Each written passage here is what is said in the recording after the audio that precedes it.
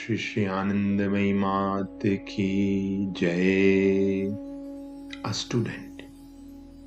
Is it true that those who are human beings at this birth would be human beings at their next birth as well? Ma. Rebirth is determined by actions. If born as man, one behaves like a beast, he is not reborn as man. Besides, what a man thinks of at the time of his death is determined factor in his rebirth. As for example, King Bharat, thinking of a deer at death, was reborn as a deer. The student. Does it hold good of birds and beasts as well? Ma. Yes, it does.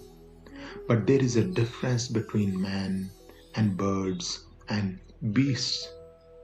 What birds and beasts would think of at the time of their death is predetermined. In the domain of birds and beasts, successive births are predetermined in a hierarchical order. Actions of birds and beasts cannot make an exception to it, but it is given to man to regulate his next birth by his actions. So by man, I mean a being whose mind has been alerted. But this should not induce you to think that one can come to good end conjuring up merely by good thoughts in deathbed after having passed a dissolute life all throughout. This is because as a man approaches death, he comes to a state when he is no longer capable of voluntary thoughts. His death time thoughts are determined by the actions during his life, and his next birth in its turn is determined by these thoughts. This underscores the need of good actions. The student.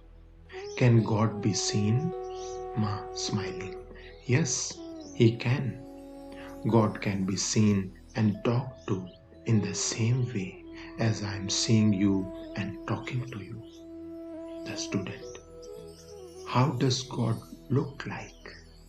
Kindly give a description of his form.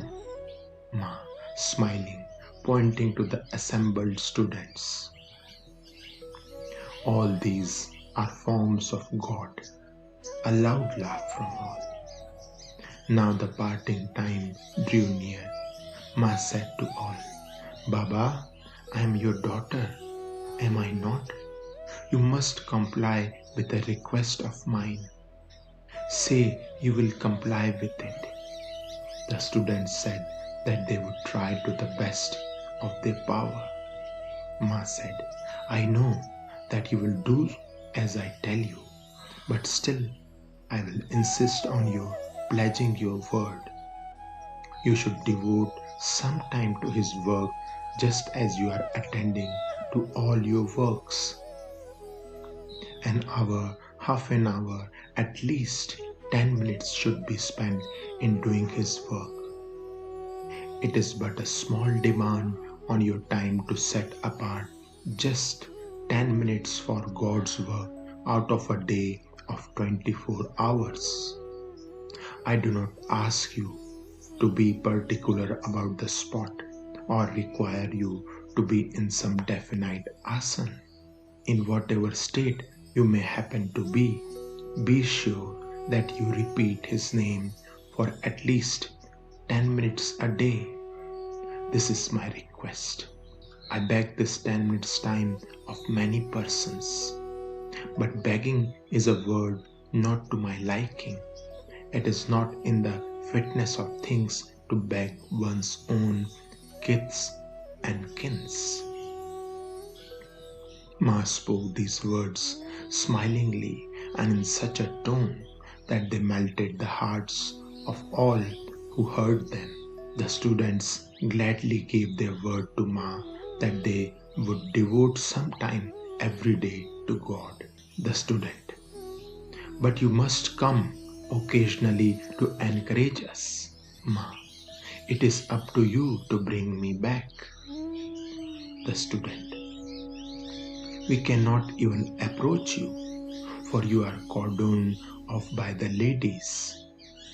We have also observed that you are more indulgent to those of your own group. Laughter from all. Ma smiling. You are right. The women attract me more strongly. But then, everybody in the world is a woman, Prakriti. God is the only Purush or male. All beings of the world long for God, the supreme husband. It is in the nature of Prakriti to desire something or other. Purush has nothing to ask for. In this sense, we are all Prakriti or woman. This being so, my attraction for you is quite as strong.